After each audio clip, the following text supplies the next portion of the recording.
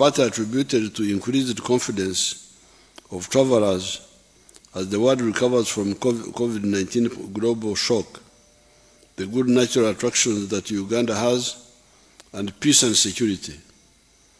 Although this is a remarkable performance, the government is putting in place intervention to increase tourism receipts to $5 billion per annum by 2028.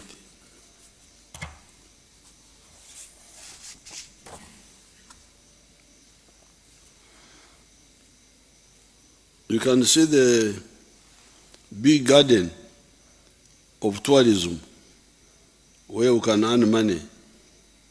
The global tourism and travel industry is valued at $9.5 trillion. You can imagine. Abalambuzi abo basasanya obutabalika mwenda n'ekitundu. They spend 9.7 trillion. You Bazukuru who have got internet, if you check, you'll find that, for instance, the automobiles, a motorcar, I think their global values are like 1 trillion something. Yeah. A motorcar. But tourism here, you can compare a motorcar, what is the global, you have the internet, because somebody is walking on the road, is looking at the phone. Eh? With the Banyankuru, you go looking up, you don't go looking down. But since you go with those phones, you check what is the global business of automobiles, vehicles, for instance. How about pharmaceuticals? You can check item by item. But you hear now tourism, 9.5 trillion. And Uganda has got a lot of tourism potential. In 2019, foreign visitors to Uganda spent over Uganda shilling is 4.6 trillion on tourism services, while domestic tourists spent about $3 trillion, according to the Uganda Bureau of Statistics. In total, this is equivalent to about $2 billion, which is equivalent to 0.02% of the global industry value. The number of tourists globally was about 965 million in 2021, compared to only 1.5 million foreign investors in Uganda in 2019. Kubuumbi bukade owabalambuzi Rwanda 65 fe tulembekako akakade kamu n'ekitundu. That's not, we need to capture more tourists. If we increase our share of tourism receipts in this global trade by 5 times to 0.1%, and increase in the annual number of foreign tourists by 5 times under the current average spend per tourism of 3 million shillings and an average length of 8.3 nights, Uganda can potentially earn $6.2 billion per year from tourism alone. If we get more numbers and they stay longer, we can earn $6 billion per year from tourism. The lies of the European and American politicians about security and stereotype about Uganda must therefore be aggressively encountered by providing the correct information through our friends in those countries and online internet to show the correct image of the country. You remember when our sinners, you remember they are suspected sinners. Abantu bali bali mulowooza nti bononyi. When they were going somewhere, me, I was not yet following what they were doing, but what excited me was the ADF trying to go and blow them up. Why do you want to blow up these sinners? God will take care of them. So I had to go full swing to defend the sinners munange. Nembazingira wonnawo ejinja abasirikale bibali bakola nali sibimanyi. But my job was, whether sinner or holy person, they should not die from bombs of ADF. So then these people, the foreigners, started giving what they call advisories to their people. Don't go to Uganda. Oh, you man, why don't you just talk about your country? Huh? The Wanyankole say Chehuruza aterwa mpimbi. If a man is fighting with his wife in the neighboring house, then you go there. You hear, you people, they can hit you with the mpimbi in their house. Why do you mind with the neighbors' houses?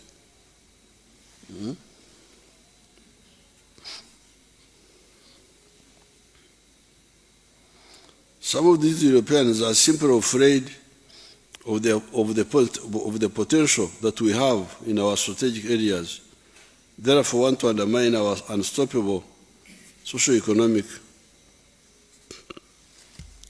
transformation and that of Africa as a whole.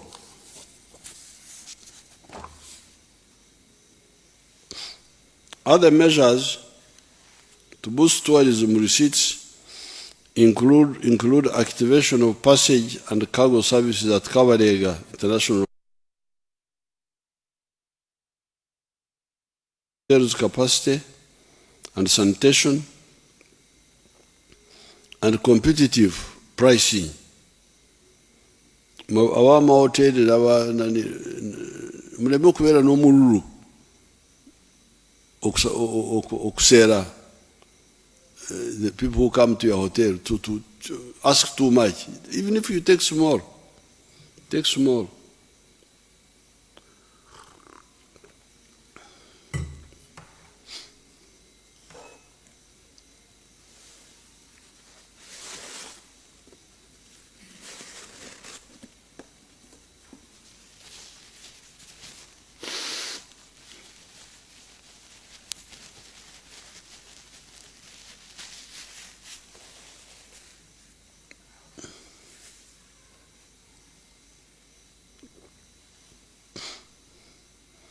So competitive pricing, because these tourists compare, Uganda batusera,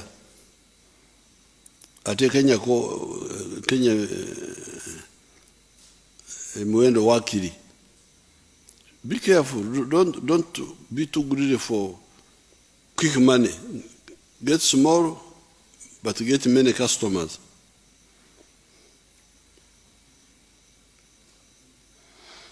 Professionalization and diversification of meetings, incentives, conferences and events.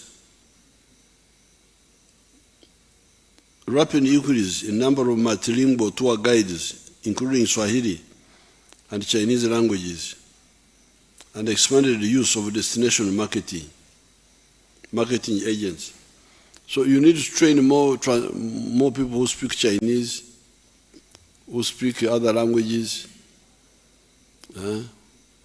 Like recently in this conference, I saw the vice president from Vietnam She told me that they send out 13 million tourists a year. So you can imagine if we get 1 million Vietnamese. But does somebody speak Vietnamese language? So the sector people should guide, should train, even in our schools, train people who can speak these languages. Remittances of Ugandans working outside the country increased to US dollars 1.4 billion in financial year 2023, higher than 1.1 billion in 2021-2022.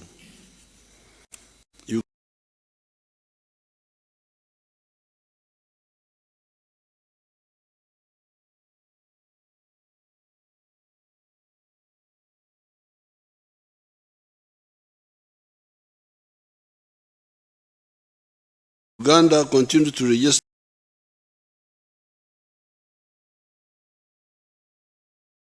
growth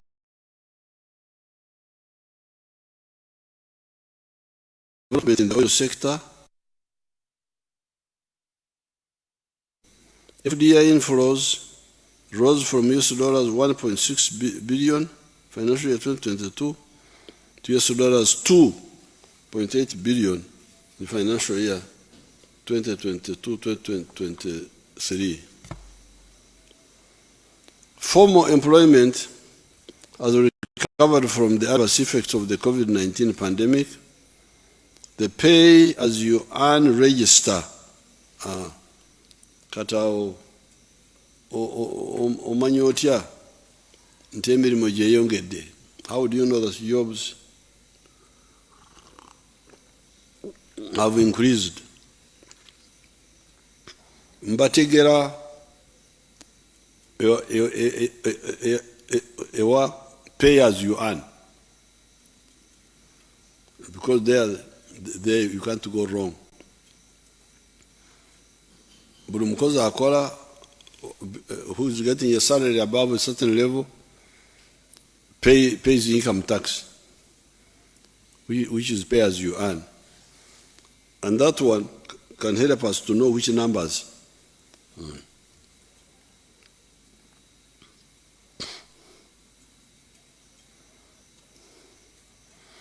The pay as you earn register expanded by 14.1% from 1.4 million employees in financial 21-22 to 1.6 million in 22-23 as follows. Uganda Development Bank loans to projects created 41,000 jobs, up from 24,000 jobs in 1920. Free Zones Authority created 9,000 jobs. PDM, 1.6 million members from 148,000 enterprise groups have so far benefited from the national rollout of the PDM. 1.6 million people have received the PDM money.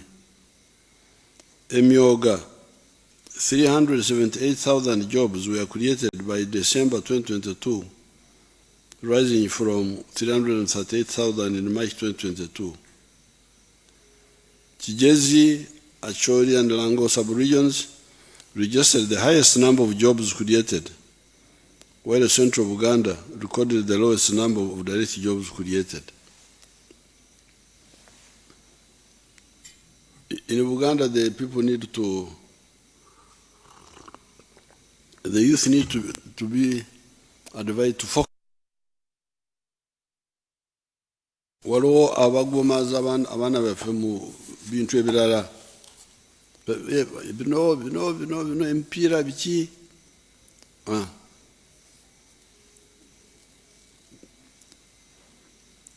You may find people in the other area, in the other young people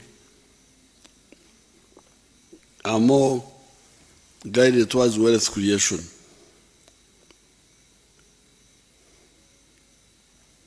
Furthermore, the number of working Ugandans subscribing to at least one pension scheme increased by 2.2% from 2.9 million in 2021 to 3 million in 2022. The ones of NSSF, manyirayo abantu bameka abali mu mirimo gino gy'emisaala. How many people are being employed? You can tell from the NSSF also. The PDM is the NRM government initiative to spur growth from the bottom up and for transforming the population currently in subsistence to the money economy. The PDM is a pillar of number 5 of the NRM 10 points program to build an independent, integrated, and self-sustaining economy. To date, government has invested shillings 2.23 trillion in the financial inclusion pillar of this model, targeting all the 10,459 parishes across the country for job creation and increasing household incomes. Shillings 1 trillion has been successfully disbursed to 1 million households in 10,455 parishes out of the 10,585 circles across the country. The balance will soon be disbursed when the remaining beneficiaries meet the conditions successfully, is working successfully. Government is working to improve the PDM by improving the monitoring, operationalization of the other 6 pillars of PDM beyond the financial inclusion pillar. The streamlining all government program interventions and service delivery at the parish to ensure the realization of PDM. We are not going to relax on the PDM approach because it is really correct. Because there is no way you can say there is anything wrong with that approach. 100 million shillings per parish of Ugandans have been borrowing money from money lenders who are charging them 3% per month, which makes it 36% in a year, or even higher, I hear. So how can you say this money, where the interest rate is like 6% a year, has any problem? And we are saying that each one of you can borrow $1, or 1 million shillings at a go, and you pay it after 24 months. We don't want you to pay it now. How can you say there is anything wrong with this? We are not going to be diverted to anything else. We shall more money.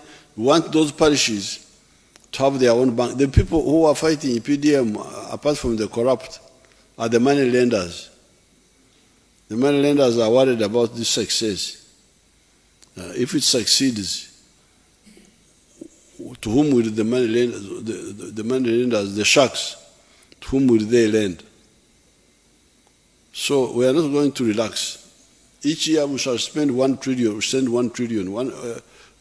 the parishes. It will never go down.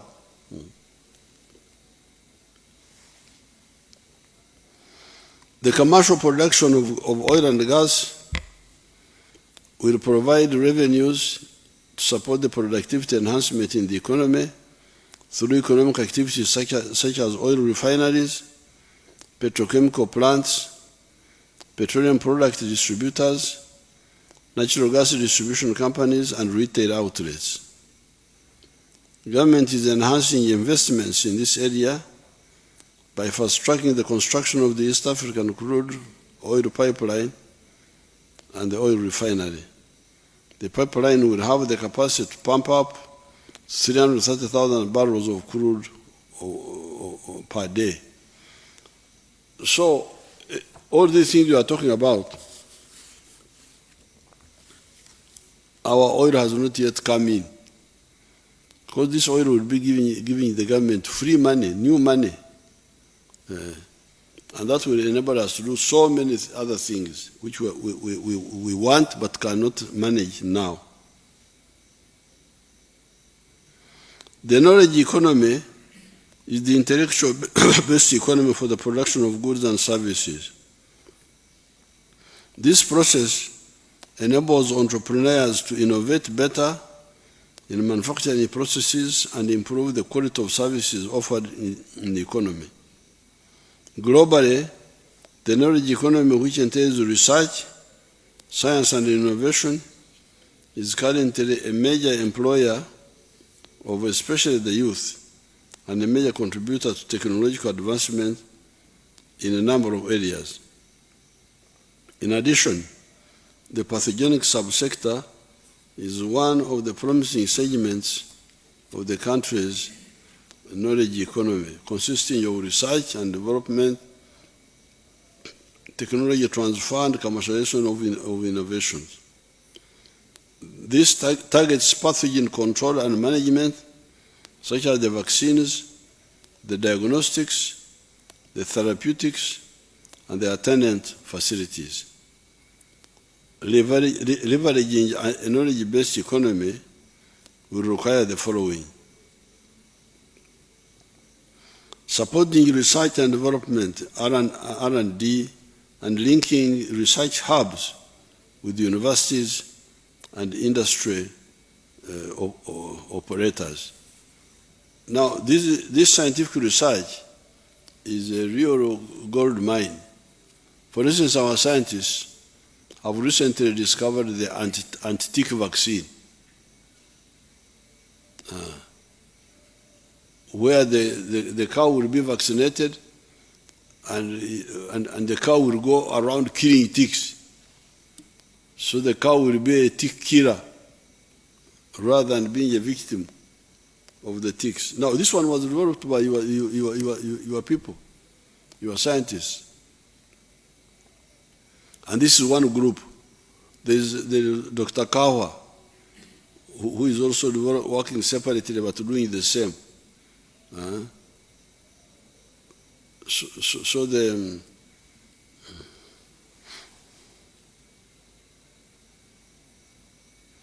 deliberately investing in improving the quality of education, skills development, and in particular, and ICT.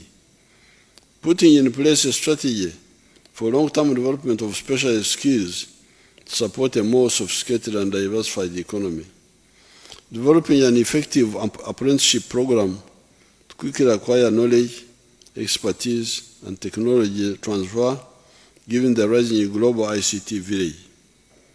Putting in place a reward system and a functional transparent patent system for innovation.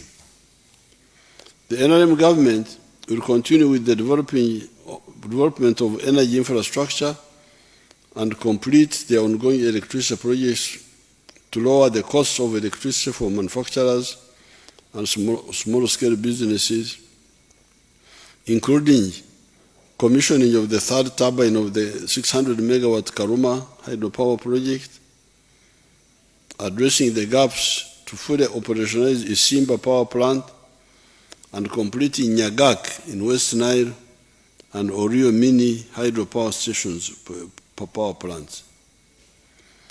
To facilitate power evacuation, the completion of the Mirama-Kabare 132 kV line, Kampala Metropolitan Transmission System Improvement Project, and the Masaka-Mbarara transmission line will be expedited.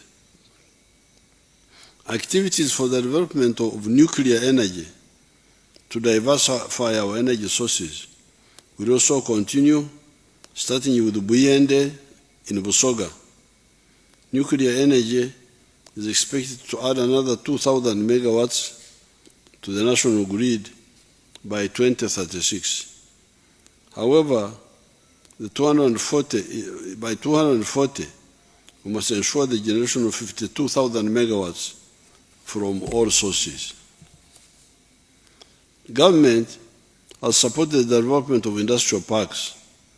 7 are currently operational, and they include Namanve, Jinja, Boyogerere, Soroti, Mbale, Kasese, and Ruzira. In addition, there are 3 industrial parks developed under the public-private partnership arrangement at Kapeka, Mukono, and Wiyukwe. Uganda Investment Authority has acquired an additional 12 square miles for industrial development provided by the various local governments across the 18 zones in the country. Investing in the people of Uganda, which includes health and education, will continue to be given priority, including addressing the poor governance and the wastage of public resources in these areas. Whereas the outcomes have improved, we have not yet achieved desirable levels, especially in the critical areas of education and health. Security infrastructure and interventions to maintain peace and security of the people of Uganda, investors, and our visitors is guaranteed. This included strengthening the capacity of the security agencies to address emerging security threats, addressing discipline issues of security personnel in the Uganda People's Defense Forces, Uganda Police, and Uganda prisons, enhancing the security infrastructure to detect crime before it happens, and addressing the welfare of personnel in the security forces. This includes the security interventions and achievements under the anti-livestock theft and disarmament operations in Karamoja and Operation Shujaa in DRC. The security infrastructure we have built will eliminate the very few remaining loopholes where ADF terrorists are exploiting to carry out cowardly attacks on civilians. As we commemorate the 38th anniversary of NRM victory, I want to assure everybody, including our visitors and investors, that Uganda will remain a peaceful, secure, and prosperous country.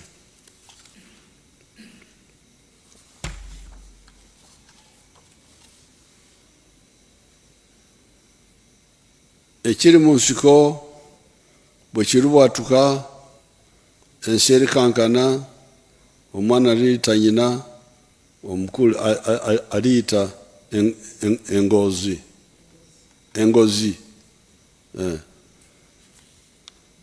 That was one of our songs in the bush that has always been the potential of NRM. When we were a students' movement, a liberation movement, and while in government. This saying says that what is hidden also